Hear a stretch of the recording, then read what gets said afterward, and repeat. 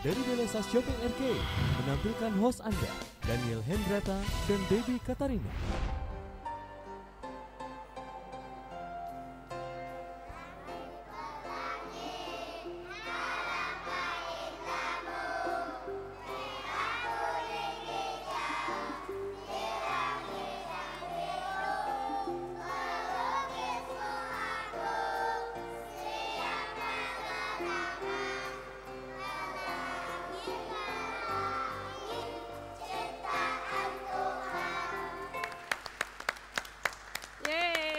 Luar biasa, anak-anak ini anak-anak yang luar biasa. Ya.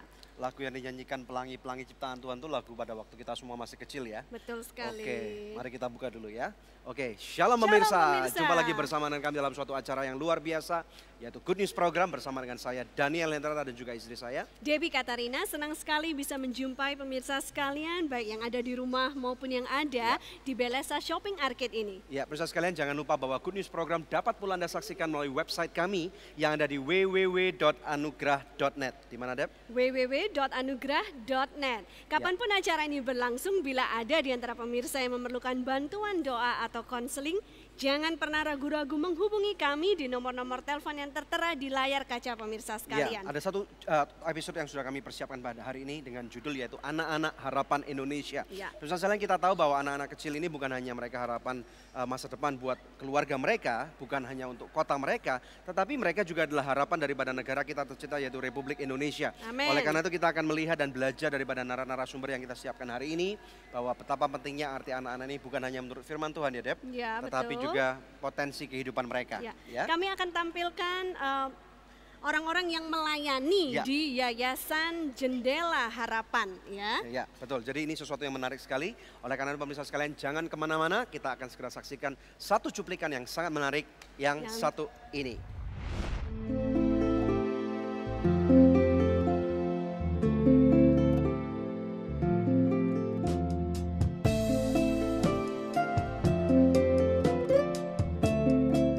Yayasan Jendela Harapan Indonesia terpanggil untuk bersama-sama bergandengan tangan dengan mereka yang memiliki kepedulian untuk melihat kebutuhan anak bangsa dalam menumbuh kembangkan minat belajar bagi anak-anak mulai dari pendidikan usia dini atau PAUD sampai kepada universitas. Menyadari bahwa betapa penting untuk mulai menanamkan mutu pendidikan yang baik dan benar pada anak-anak. Itulah mengapa titik berat program Jendela Harapan Indonesia dimulai dengan membuka sekolah taman kanak-kanak dan sanggar-sanggar belajar di desa-desa dan suku-suku pedalaman di 33 provinsi di Indonesia. Dengan menjalin kerjasama antar masyarakat, tokoh-tokoh pemuda, tokoh-tokoh masyarakat, tokoh-tokoh lintas budaya dan agama, serta pemerintah, baik di pusat maupun di daerah-daerah. Satu mimpi besar yang diemban oleh Yayasan Jendela Harapan Indonesia atas bangsa ini, bahwa tidak ada lagi kebodohan dan kemiskinan di atas bangsa ini. Bahkan lewat generasi anak bangsa, Indonesia akan dikenal sebagai bangsa yang besar, yang melahirkan pemimpin-pemimpin hebat, yang membawa Indonesia ke masa keemasan dan kejayaan, yang menjunjung kehormatan, nasionalis, dan takut akan Tuhan. Mari kita ikuti perbincangan pemimpin dan juga pengurus dari Yayasan Jendela Harapan Indonesia sesaat lagi hanya di Good News Program. Anugerah Tuhan, meskipun hanya baru hampir 3 tahun, tapi Tuhan percayakan kepada kami 12 taman kanak-kanak.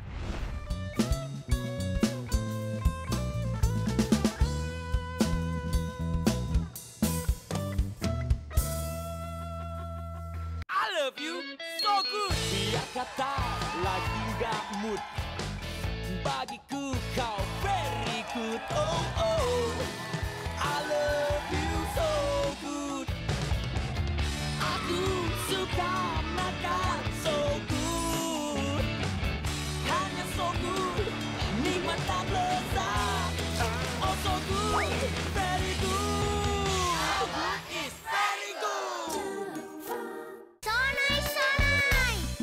Ayo makan so nice, ayo kita SMS, semua makan so nice. Ujungnya aja enak, apalagi tengahnya, Bud. So nice, enak loh. SMS, semua makan so nice. SMS,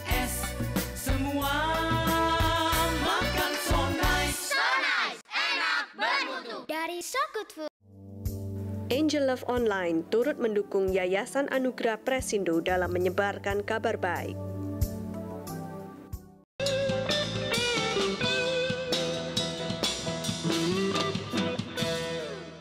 Ya, pemirsa sekalian, Anda sedang menyaksikan Good News Program dalam suatu episode yang sangat menarik, yaitu Anak-anak Harapan Indonesia.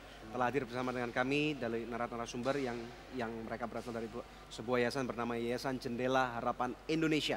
Silakan, Dap. Ya, langsung aja kepada Pak Sutrisno Ishak dan juga Ibu Lisa Wiana. Selamat datang di Good News Program. Terima kasih. Ya, Pak. puji Tuhan. Ya. Puji Tuhan. Kalau boleh memperkenalkan diri terlebih dahulu kepada pemirsa di rumah. Nama saya Sutrisno Ishak dari Jakarta. Saya dengan teman-teman kami tergabung dalam sebuah yayasan, yaitu Yayasan Jendela Harapan Indonesia, yang mana kami banyak melayani anak-anak di daerah-daerah terpencil khususnya. Ini saya perkenalkan istri saya, Lisa Wiana. Jadi dia juga salah satu yang mendukung pelayanan ini. Ya, kalau mungkin kita bisa tanyakan, bagaimana yayasan ini bisa terbentuk pertama kali? Saya hanya mau lakukan sesuatu untuk bisa buat Tuhan tersenyum. Karena keluarga kami sudah terima banyak sekali kemurahan, kebaikan dari Tuhan. Setelah itu saya berdoa, Tuhan pertemukan dengan orang-orang yang memiliki hati dan visi yang sama, yaitu untuk anak-anak. Dan dari sana kami mulai berdoa dan kami masuk ke desa-desa untuk anak-anak yang membutuhkan.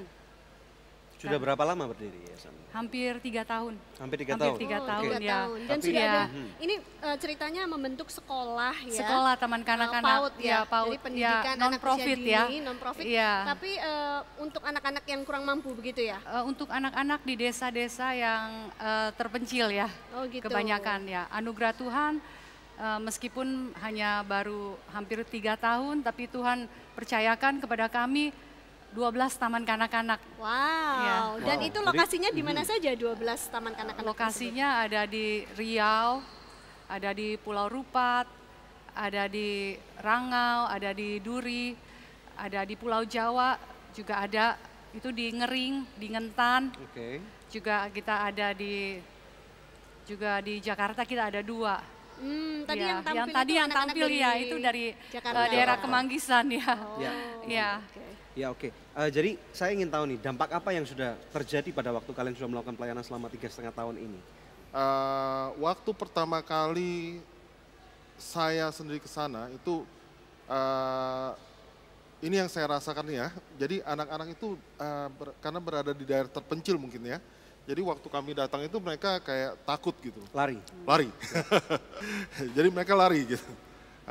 Tapi kemarin April ini saya baru kembali juga dari sana dan saya lihat tuh banyak sekali perubahan gitu. Jadi mereka sudah berani untuk interaktif dengan ya orang asing gitu ya, pendatang. Ya. Jadi juga untuk menyanyi segala mereka sudah berani gitu loh.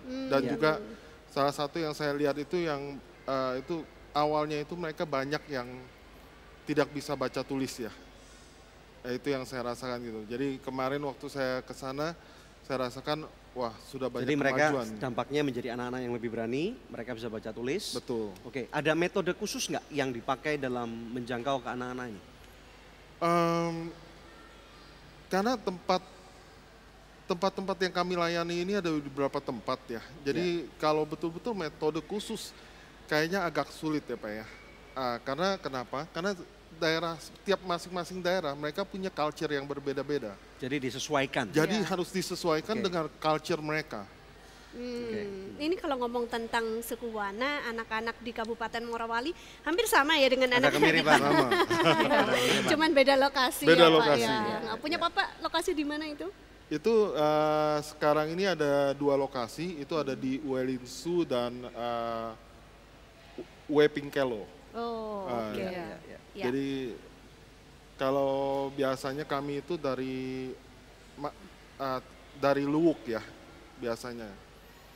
Jadi mendarat dulu di Luwuk. Jadi rupanya ini kita sehati nih. Jago suku Wana.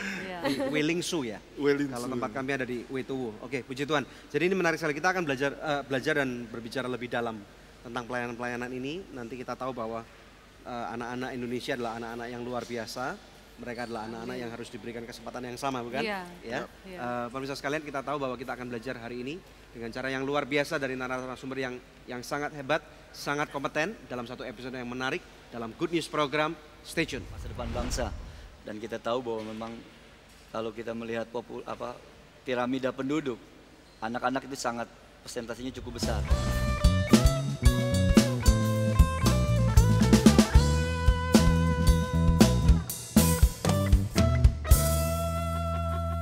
I love you so good. Biar kata lagi nggak mood, bagiku kau very good. Oh oh, I love you so good. Aku suka makan so good, hanya so good, nikmat tak lezat. Oh so good, very good. It's very good. So nice, so nice. Ayo makan so nice. Ayo kita SMS. Semua makan so nice. Ujungnya aja enak, apalagi tengahnya, Bud. So nice, enak loh. SMS. Semua makan so nice. SMS. Semua makan so nice. So nice, enak, bermutu. Dari So Good Food. Angel Love Online turut mendukung Yayasan Anugerah Presindo dalam menyebarkan kabar baik.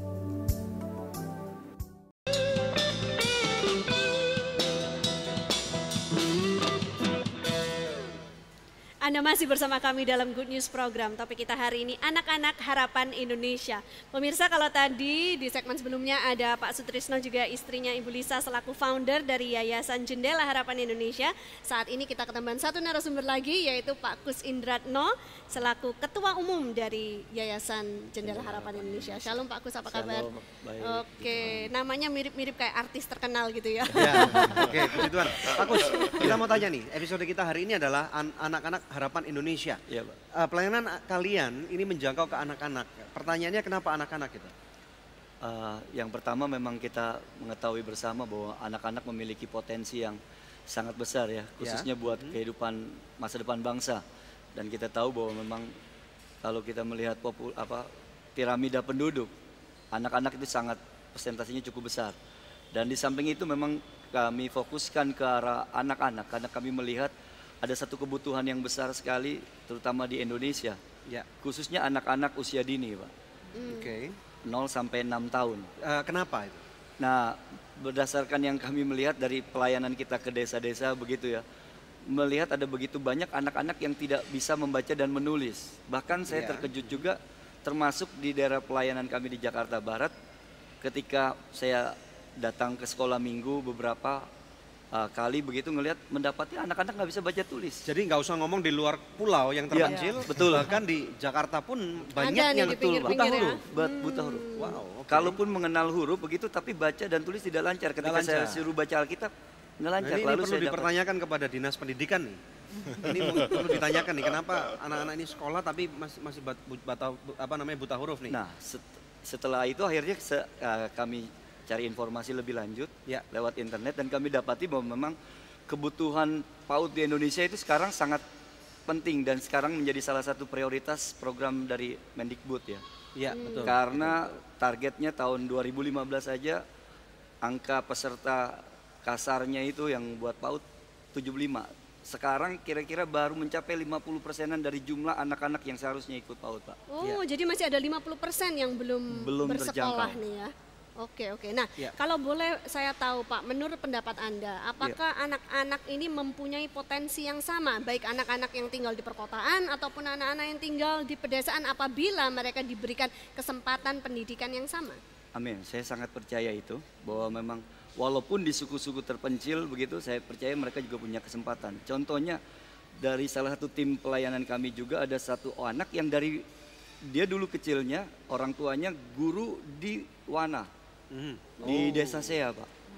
dia ikut orang tuanya dan itu di sana dia jadi anak desa lah memang. Iya. Tapi kemudian itu merupakan SD pertama yang memang lulus. Iya, Tapi sekarang akhirnya dia sekarang sudah menjadi sarjana, sempat sekolah di Dolus dan jadi hamba Tuhan di Jakarta dan bisa memberkati juga pelayanan. Iya. Wow. Jadi iya. istilahnya ada siklus kehidupan yang berulang Bisa kembali. iya. Emang apa yang Anda rasakan di sana pada waktu Anda masuk ke pedalaman? What do you see gitu? I see hope. Oke. I see future generation. Oke. I see there must be something that God wants me to do. Wow. Oke. Ibu masuk Ya. ke pedalaman juga? Kita masuk kalau awalnya itu seperti gini. Jadi kita ibu-ibu kita bagian berdoa. Berdoa di Jadi rumah. seperti ini bapak-bapaknya seperti Kaleb dan Joshua. Jadi mereka yang akan masuk dulu. Ini berarti penggenapan di kitab Yesaya dong. Urapi Iya. aku Tuhan, utus dia. Gitu. Gitu ya. Berarti gitu ya. Enggak gitu juga. Enggak gitu juga. No, just kidding. Iya. Iya, waktu mereka pergi kita berpuasa gitu Oh, loh. gitu. Iya, Jadi, jadi iya, kita iya. berjaga-jaga juga. Jadi pada Iya. saat Kaleb dan Joshua-nya pergi, kita yang berdoa, kita dukung dalam doa. Nah, kebanyakan kita ibu-ibunya ini kita kalau ada pembukaan sekolah itu kita akan datang bersama Oke. dengan anak-anak. Oh, Karena kami that's percaya kalau pelayanan satu keluarga itu indah sekali gitu. Wow. Anak kalian ada Iya. berapa? Saya 3. Iya. Udah gede-gede. Yang tertua itu sekarang 18 tahun. Wow. 17 dan 9 tahun. Ya. Satu pertanyaan lagi ke Pak Kus nih ya. Adakah contoh-contoh real dari anak-anak yang sekian banyak yang sudah disekolahkan ini, mereka yang berpotensi khusus? Kalau berpotensi khusus, hampir rata-rata prestasinya meningkat. Yang kami dengar dari laporan-laporan sekolah-sekolah PAUD yang ada, setelah masuk di sekolah PAUD begitu, mereka menjadi juara. Bahkan ada satu di daerah Tangerang kita, itu masuknya autis anak ini. Bahkan harus dibantu untuk ke belakang dan seringkali ya merepotkan guru. Tetapi ya puji Tuhan setelah itu ada perubahan. Dan bahkan yang kami dengar di SD-nya dia menjadi juara. Padahal dia autis. Jadi ada perubahan yang terjadi ya. Signifikan. Ada hal yang potensi yang sangat besar. Oke, pemirsa sekalian, kita akan take a break. Kita akan belajar lebih dalam lagi bersama dengan mereka setelah yang satu ini, dan akan ada seorang artis yang akan membawakan sebuah lagu, dan saya percaya ini akan memberkati siapapun Anda menyaksikan Good News Program. Stay tune. Dia tak pernah tinggalkan dalam setiap langkahku. Yesus setia, Yesus setia. Shalom pemirsa, terima kasih atas kesetiaan Anda menyaksikan Good News Program selama ini. Kami mengajak pemirsa sekalian untuk menjadi partner dari Anugerah Ministries agar kita dapat menyebarkan kabar baik bersama-sama. Anda dapat menghubungi kami di nomor-nomor telepon yang tertera di layar kaca atau memberikan taburan Anda di rekening yang berikut ini. Untuk setiap taburan yang Anda berikan, Anda memastikan kelangsungan Good News Program dan juga program-program sosial kami lainnya. Kami percaya taburan Anda berada di ladang yang subur dan akan membuahkan banyak hasil bagi pekerjaan Tuhan. Tuhan Yesus memberkati.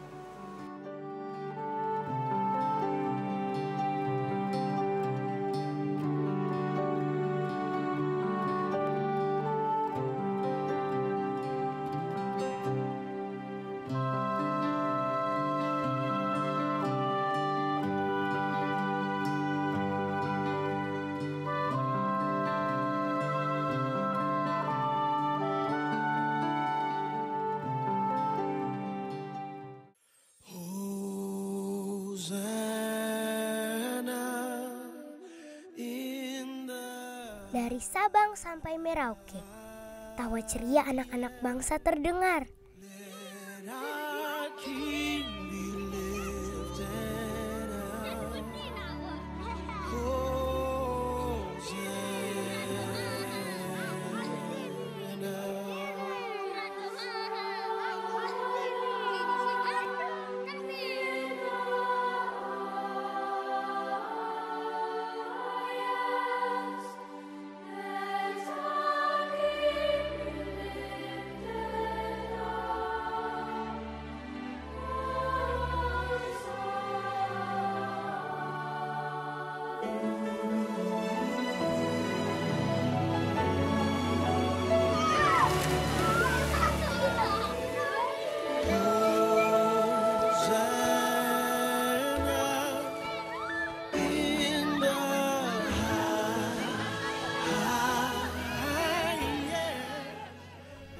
mereka memiliki cita-cita dan impian yang memancar.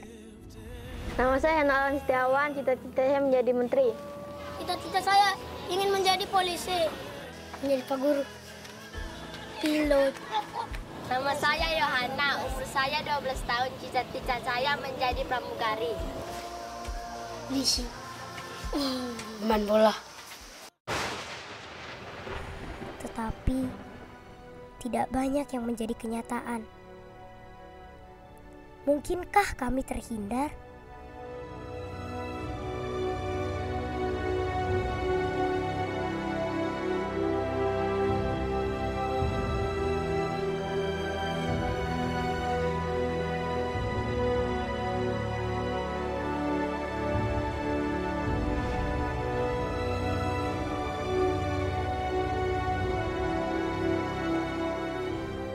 Peran serta Anda menentukan masa depan mereka. 1000 anak bisa.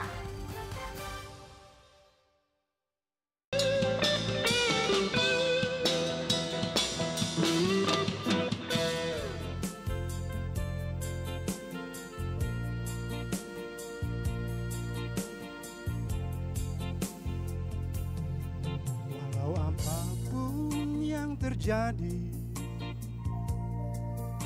di dalam hidupku ini, Tuhan Yesus tetap baik. Dia tak pernah tinggalkan dalam setiap langkahku.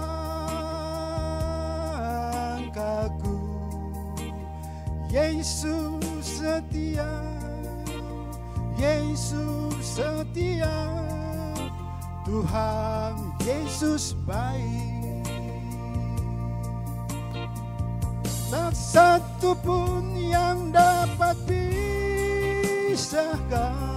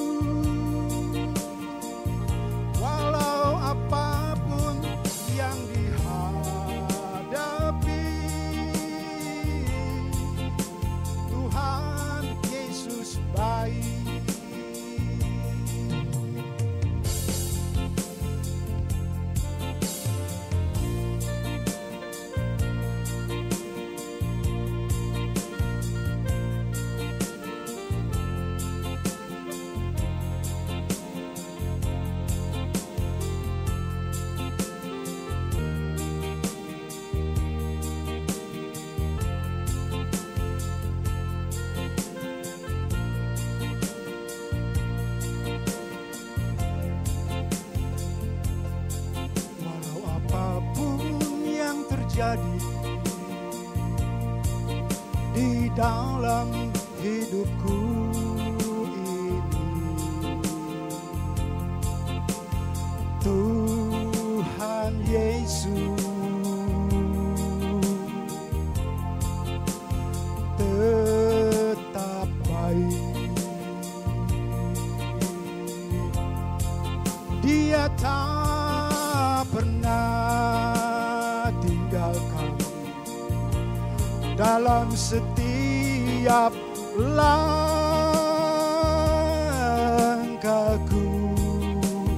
Yesus setia, Yesus setia, Tuhan Yesus baik. Tak satu pun yang dapat pisahkan dengan kasih Yesus. Walau apapun yang dihadapi,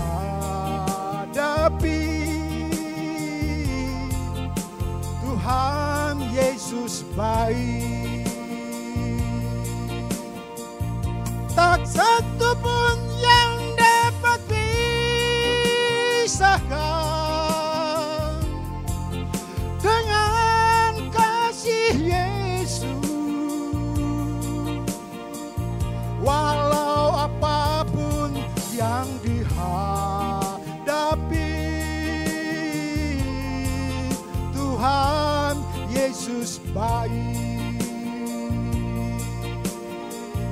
walau apapun yang dihadapi. Tuhan Yesus baik.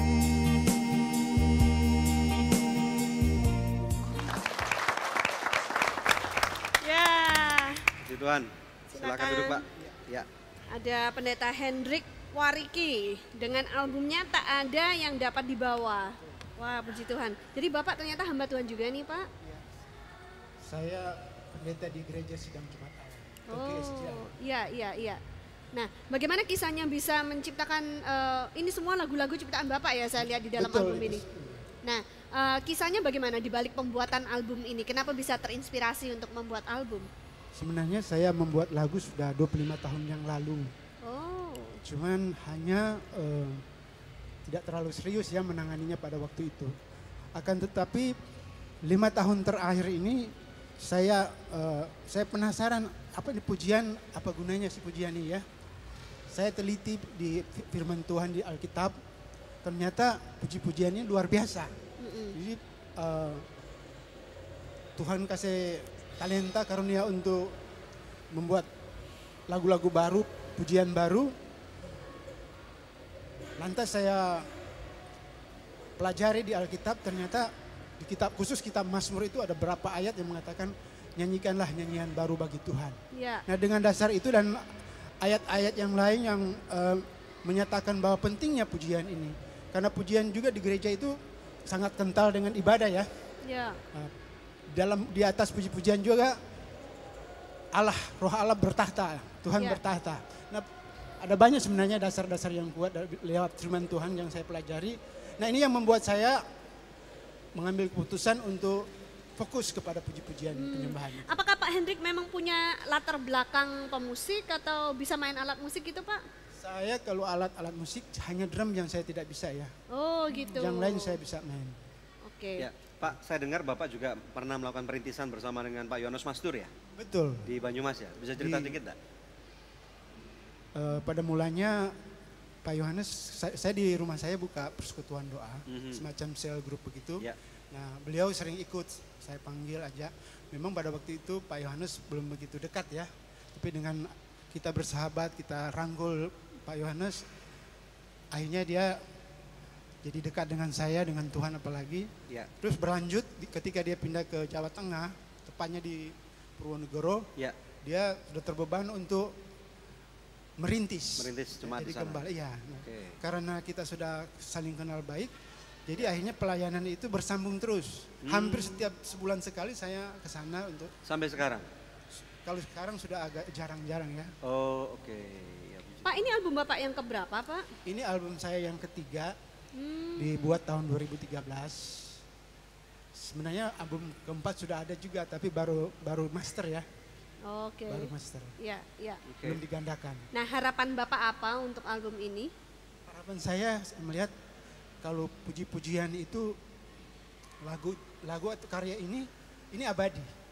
Sampai pun kita sudah dipanggil Tuhan, generasi berikutnya anak-anak cucu kita akan menikmati. Jadi abadi kalau lagu ya, itu pertama. Kedua memang firman Tuhan menyatakan perlu untuk kita menggali. Bahkan Tuhan setiap saat, setiap waktu memberikan lagu baru sebenarnya, cuman hanya mungkin kurang yang peduli dengan itu. Maka oleh sebab itu saya mengambil keputusan untuk fokus kepada puji-pujian penyembahan. Terima kasih Pak Hendrik, sukses buat Pak. albumnya ya. Terima kasih sama-sama. Nah pemirsa, sekarang waktunya kuis yang selalu Anda nantikan pemirsa sekalian ya. Pertanyaannya adalah album keberapakah album yang dibawa oleh Pendeta Hendrik kali ini yang berjudul Tak Ada Yang Dapat Dibawa ya. Anda bisa kirimkan jawaban Anda dengan format seperti ini, kuis, kemudian nama, alamat lengkap dan jawabannya melalui SMS ke nomor-nomor HP yang tertera di layar kaca pemirsa. Anda juga bisa mengirimkannya lewat email ke goodnews@anugerah.net. Bila Anda mengirimkannya lewat email, sertakan juga nomor HP Anda dan dengan format yang sama. Oke pemirsa, maka kepada 10 orang pemenang terpilih kami akan mengirimkan masing-masing sebuah CD persembahan dari Pendeta Hendrik Wariki, albumnya Tak Ada Yang Dapat Dibawa. Pemirsa tetap stay tune bersama dengan kami akan kembali lagi dalam Good News program. Ketika kita betul-betul mengerti bahwa pelayanan ini adalah panggilan, Ya. maka pasti Tuhan akan berikan kekuatan ekstra buat kita.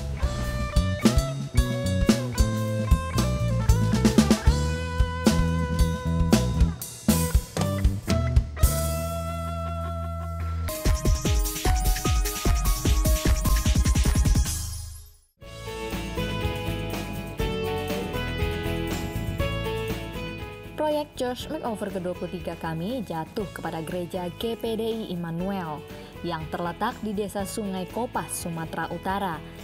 Kami berjumpa dengan Pendeta Janus Lumban Gaul yang telah menggembalakan sidang jemaat sejak tahun 1999 bersama istri dan ketiga anaknya. Saat ini gereja mempunyai 60 anggota jemaat, 60% dari antaranya bekerja sebagai buruh tani karet. 28 Maret 2014 menandai dimulainya CMO 23. Seluruh jemaat, tokoh-tokoh adat, dan kepala desa menghadiri ibadah bersama pada hari itu. Setelah ibadah, proyek ini pun resmi dimulai dengan memplester tembok secara simbolis. Keadaan gedung gereja yang berukuran 8 x 15 meter ini tidak berplafon. Tembok luar belum diplester, beberapa bagian dari temboknya retak dan tidak ada toilet buat jemaat. Selain itu, keadaan pastori juga cukup memprihatinkan. Dalam proyek Church Makeover 23 ini, kami akan memasang plafon, menyelesaikan tembok eksterior, memperbaiki tembok yang retak, dan membangun 2 MCK. Sedangkan untuk pastorinya, kami akan mengganti tembok yang terbuat dari papan kayu dengan batu bata, memasang plafon dan makeover secara keseluruhan, sehingga akan menjadi tempat tinggal yang lebih layak. Terima kasih kepada mitra kami yang telah memberikan support sehingga proyek ini dapat dimulai. Segala kemuliaan bagi Tuhan.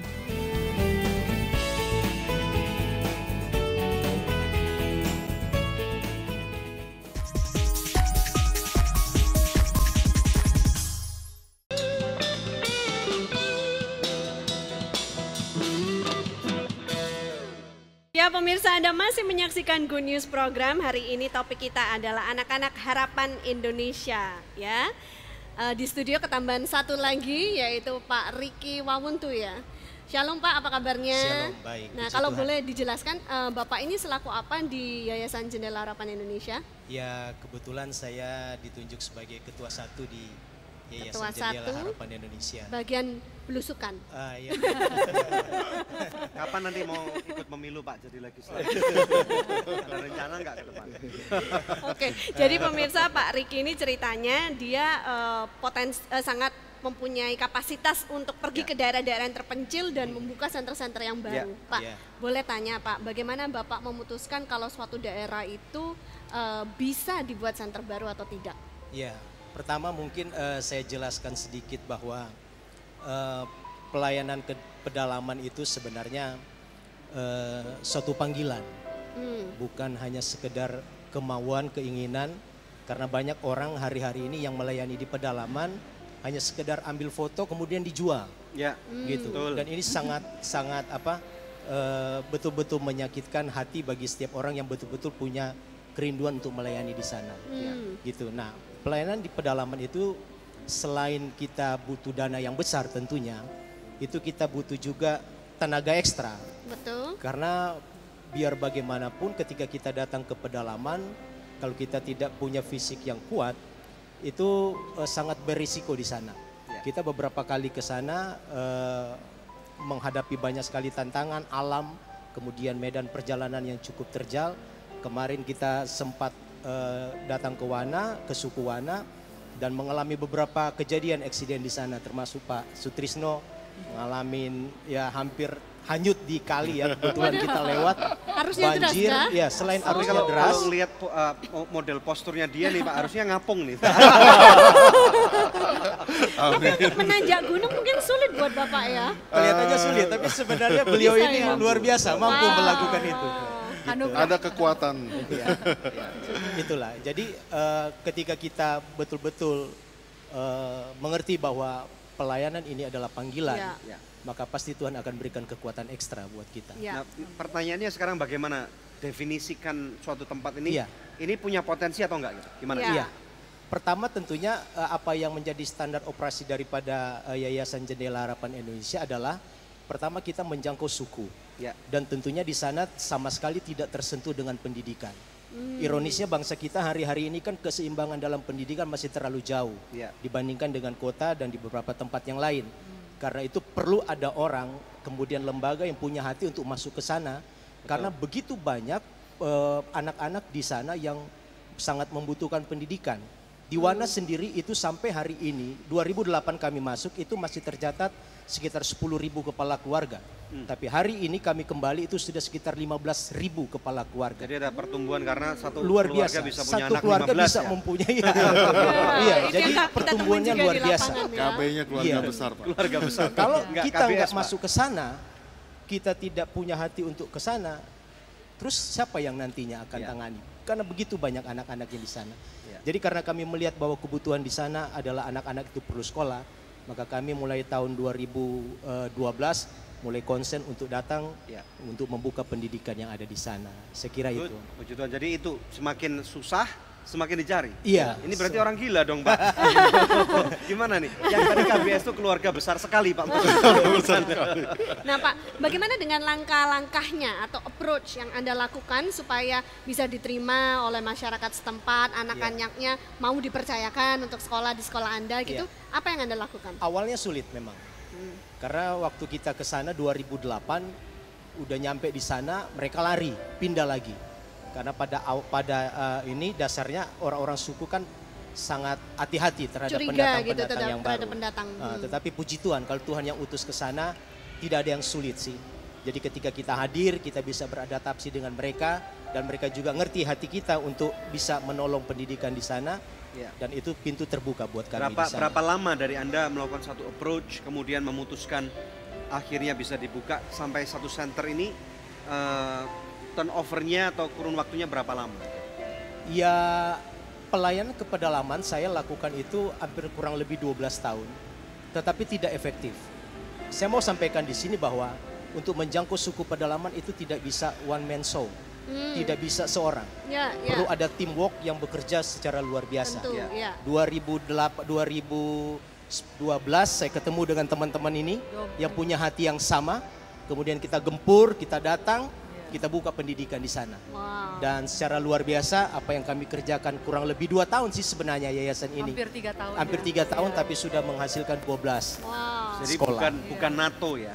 Tapi nggak banyak ngomong tapi melakukan banyak pekerjaan. Tapi kalau sekolah yang dibentuk oleh Yayasan Jendela Harapan Indonesia ini bukan sekolah gratis ya? Mereka saya dengar mereka diminta untuk membayar tetapi kecil. Mengapa demikian? Kenapa tidak diberi gratis saja? Karena kalau gratis jadi kadang-kadang mereka take it for granted ya. Iya, tidak bisa menghargai hari ini sekolah, besok males gitu nggak mau sekolah gratis ini gitu. Seperti itu. Tapi kalau bayar, mereka saya sudah bayar meskipun 10.000, 20.000. Jadi tapi ada mereka tanggung jawab. Ada tanggung jawab gitu. Dan merasa ikut memiliki gitu ya. Oke, pemirsa sekalian, sesuatu yang menarik sekali, kita akan belajar lebih dalam lagi bersama dengan orang-orang yang luar biasa yang tidak memikirkan diri sendiri tetapi memikirkan kerajaan Tuhan dan jiwa-jiwa bagi kerajaan Tuhan. Stay tune di Good News program. Dalam beberapa waktu pergi meninggalkan tanpa komitmen, walaupun kita sudah memberikan gambaran untuk komitmen begitu, tapi kita itu salah satu.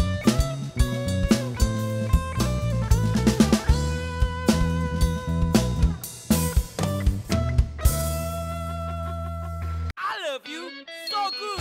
Biar kata lagi nggak mood, bagiku kau very good. Oh oh, I love you so good. Aku suka makan so good, hanya so good, nikmat tak lezat. Oh so good, very good. It's very good. So nice, so nice. Ayo makan so nice. Ayo kita SMS. Semua makan so nice. Ujungnya aja enak, apalagi tengahnya, Bud. So nice, enak loh. SMS. Semua makan so nice. SMS. Semua makan so nice. So nice, enak, bermutu. Dari So Good Food.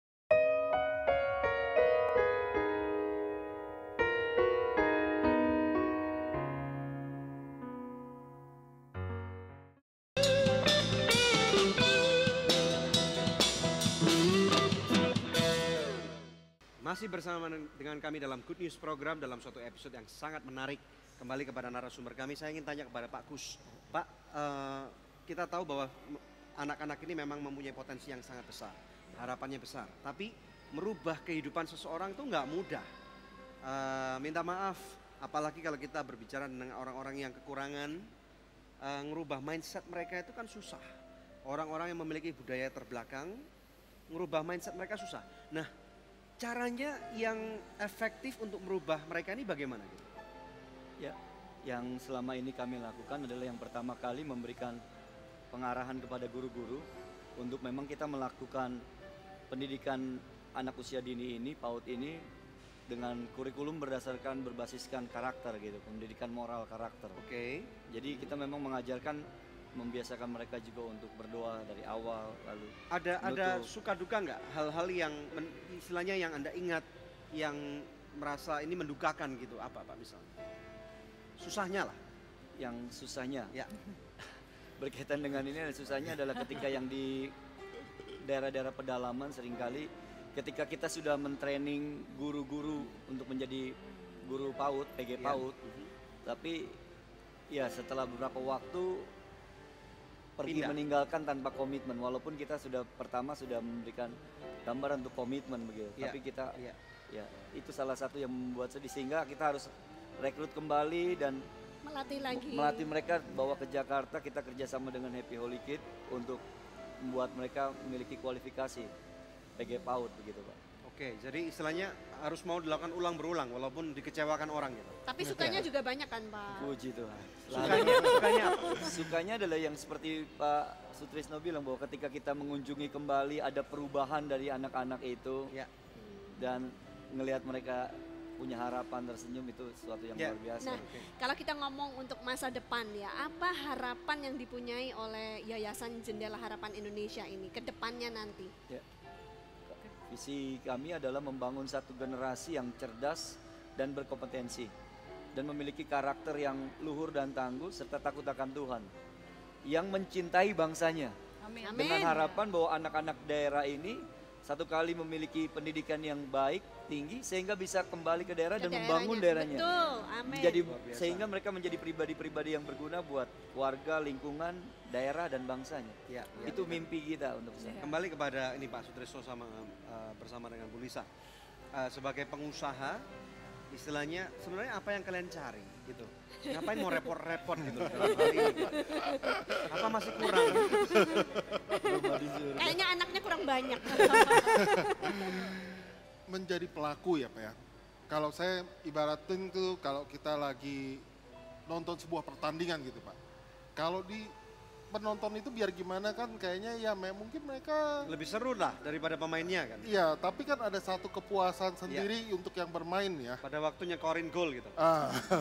Pada waktu kita melihat hasil, yang melihat progres gitu loh. Ada satu kepuasan tersendiri gitu Pak. Jadi sebetulnya waktu kita melakukan, sebetulnya ada satu sukacita sendiri gitu loh. Kepuasan gitu. Jadi ya sebagai pengusaha ya otomatis kalau kehidupan saya itu ya rutinitas lah, pagi bangun kantor, pabrik, pulang ya begitu gitu. Tapi waktu kita melakukan misi, apalagi kalau ke pedalaman-pedalaman, itu ada satu kepuasan Pak.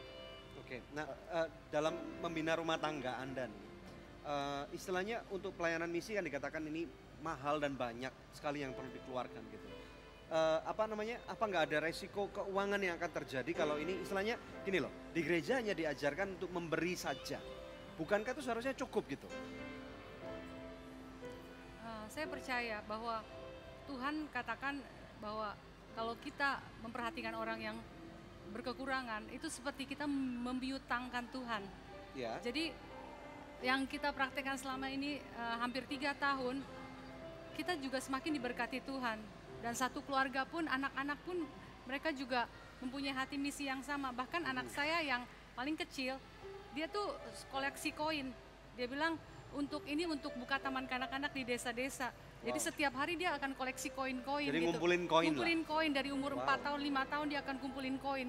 Bahkan kalau papanya mau pergi ke Sukuwana atau ke Pulau Rupat, dia akan, Pak ini koinnya dibawa Pak, kan katanya mau buka taman kanak-kanak. Papanya bilang, nggak apa-apa kumpulin aja nanti. Jadi ada gitu. satu lifestyle di mana Iya. anak ini melihat dan Ikut terlibat ikut ya. menikmati dan Iya. mereka ikut menabur. Iya. Nah sukacitanya itu tidak bisa digantikan dengan apapun. Amin, Nah, amin. ini para Luar pengusaha biasa. yang lain perlu mendengar nih dan untuk perlu belajar gitu ya, karena mereka bukan hanya hamba Tuhan tetapi mereka juga pelaku daripada pelayanan. Oke, puji Tuhan, silakan. Ya pemirsa, sebelum kita take a break, saya rindu membacakan doa yang sudah terjawab dari seorang pemirsa yang ada di Ambon ya. Beberapa saat yang lalu setelah kami doakan, dia memberikan kesaksiannya melalui SMS dan berkata, Shalom, puji Tuhan atas dukungan doa dari Bapak Ibu kekasih.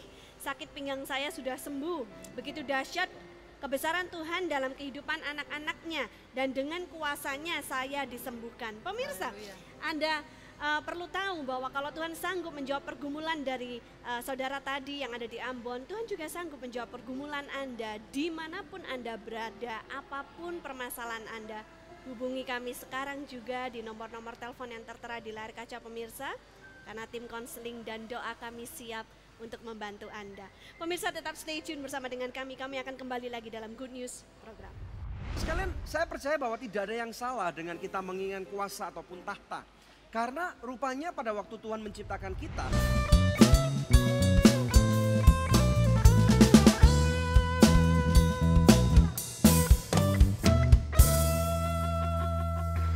Shalom pemirsa, terima kasih atas kesetiaan Anda menyaksikan Good News program selama ini. Kami mengajak pemirsa sekalian untuk menjadi partner dari Anugerah Ministries agar kita dapat menyebarkan kabar baik bersama-sama. Anda dapat menghubungi kami di nomor-nomor telepon yang tertera di layar kaca atau memberikan taburan Anda di rekening yang berikut ini. Untuk setiap taburan yang Anda berikan, Anda memastikan kelangsungan Good News program dan juga program-program sosial kami lainnya. Kami percaya taburan Anda berada di ladang yang subur dan akan membuahkan banyak hasil bagi pekerjaan Tuhan. Tuhan Yesus memberkati.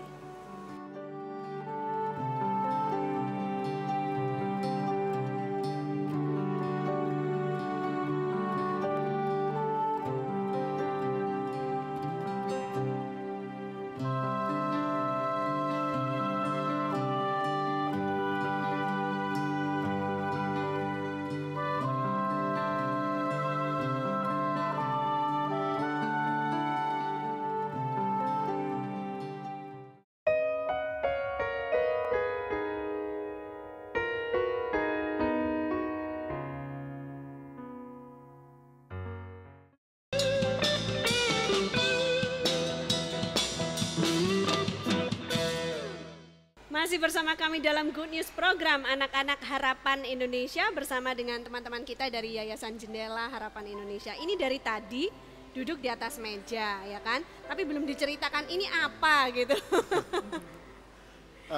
Jadi ini replika dari tabut Tuhan. Ya. Jadi ini hasil produksi dari perusahaan saya sendiri. Wow. Nah, juga kami bawa ini ke sini untuk sebagai cenderamata untuk Pak Daniel dan Wow, Bu Debbie. thank you. Terima kasih. Jadi ya kalau di Alkitab kan bicara kalau di mana ada tabut Tuhan di sana Tuhan Ada hadir Tuhan, kan. ya. Nah, tapi ini hanya replikanya aja loh Bu. Ya, Ini puji terbuat Tuhan. dari apa Pak? Emas murni atau apa nih Pak? Wow. Saya berharap emas Berat murni. banget Bapak. Ini dari plastik Pak. Kenapa nggak emas murni Pak? Amin. Bapak buat satu dari emas murni buat saya gitu Pak. Dan ini Terima kasih diproduksi, anyway, ya, ini terima diproduksi untuk mendukung pelayanan Pelayanan- yang Bapak Ibu pelayanan lakukan kami. ini ya di Yayasan Jendela Harapan Indonesia. Ya, oke, good. Nah pemirsa, Anda beruntung hari ini karena ada kuis tambahan, gitu kan ya. Mereka dari Yayasan Jendela Harapan Indonesia telah menyiapkan 3 dari replika tabut perjanjian ini apabila Anda menjawab kuis yang berikut ini. Pertanyaannya adalah, Apa nama yayasan kami? ya, mudah sekali bukan? Anda bisa ikuti kuisnya dengan format seperti ini. Kuis, kemudian nama, alamat lengkap, dan jawabannya. Anda bisa mengirimkannya lewat SMS ke nomor HP yang tertera di layar kaca atau melalui email ke goodnews@anugerah.net. Bila Anda mengirimkannya lewat email dengan format yang sama, sertakan juga nomor HP Anda.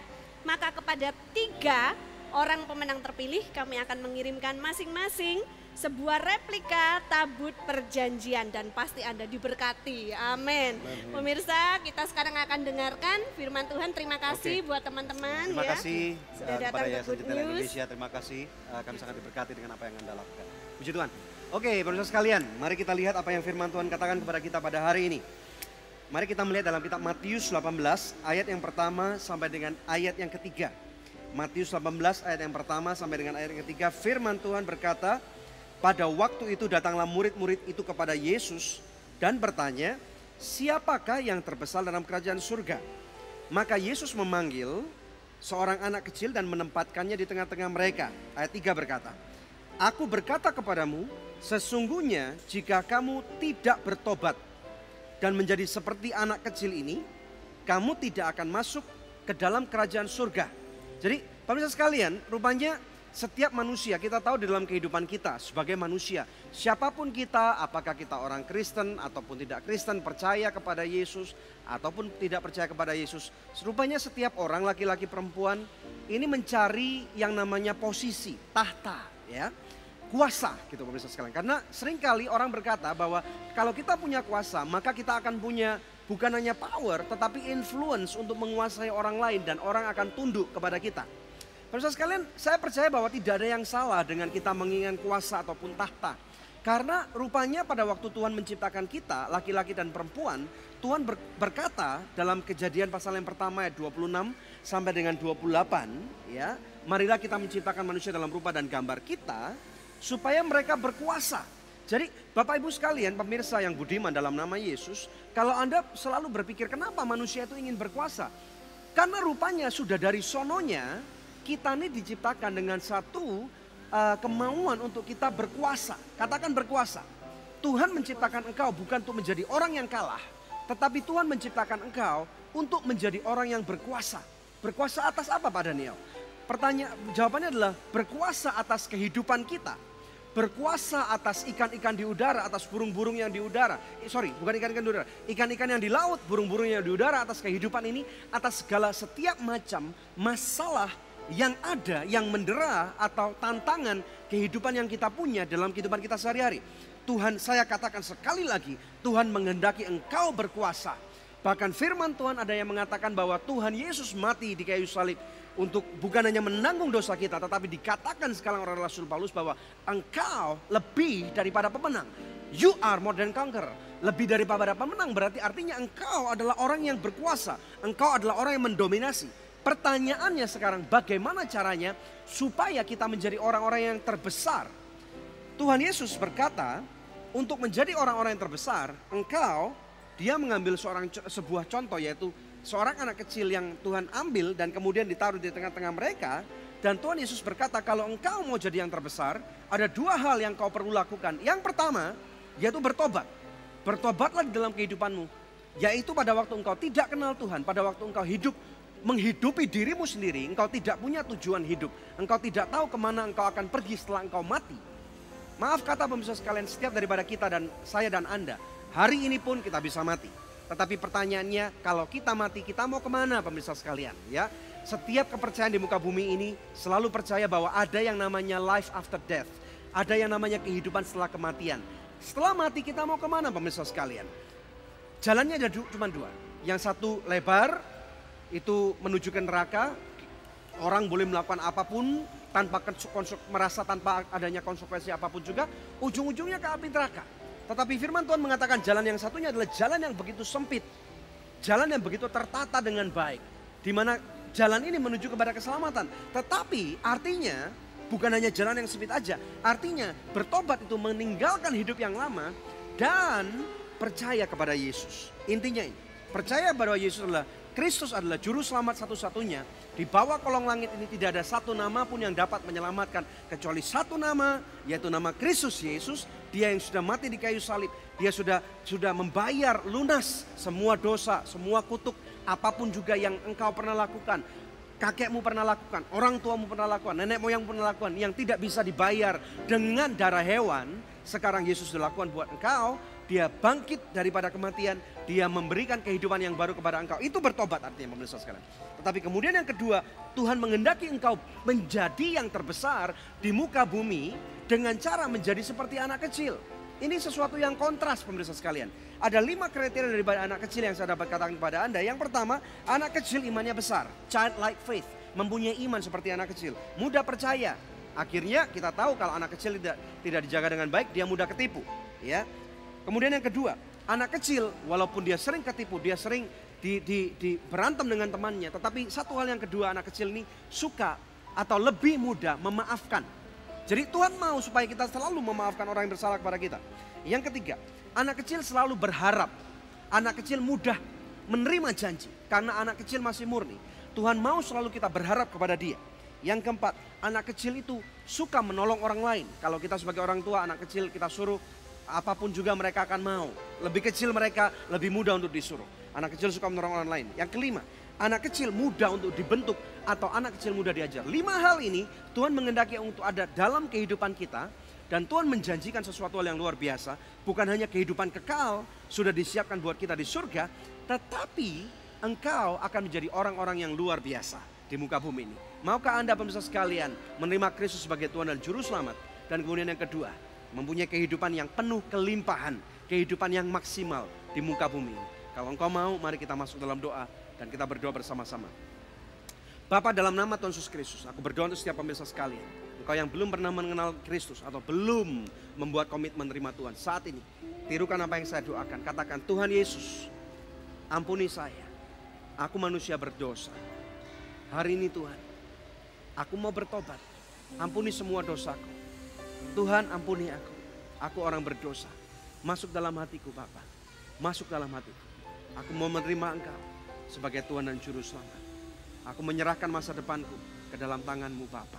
Terima kasih. Aku percaya bahwa Engkau adalah satu-satunya Juru Selamat yang hidup. Dalam nama Yesus. Aku berdoa sekarang untuk engkau yang ingin mempunyai kehidupan atau menjadi seperti anak kecil. Dalam nama Yesus, biarlah engkau menjadi yang terbesar. Seperti yang Tuhan Yesus katakan dan ajarkan. Terima ini pemirsa sekalian. Aku melepaskan urapan, berkat, dan kelimpahan di dalam kehidupan pemirsa sekalian. Engkau adalah kepala dan bukan ekor.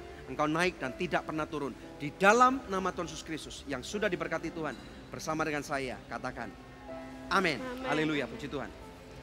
Wow, satu episode luar biasa yang telah kita lalui bersama pemirsa, dan kami yakin Anda diberkati melalui tayangan kita dalam 1 jam terakhir ini. Kami akan berpisah sekarang, tapi kami akan menjumpai Anda kembali di pekan yang akan datang di hari, jam, dan stasiun televisi yang sama. Saya, Debbie Katarina, bersama dengan suami saya. Saya Daniel Hendrata, terima kasih selain atas setiap apapun yang pernah Anda lakukan bersama dengan kami. Jangan lupa untuk selalu cek di website kami yang ada di www.anugerah.net, dan juga ada satu lagi website yang perlu Anda cek, yaitu www.adikkusayang.org. Terima kasih, Tuhan Yesus, memberkati.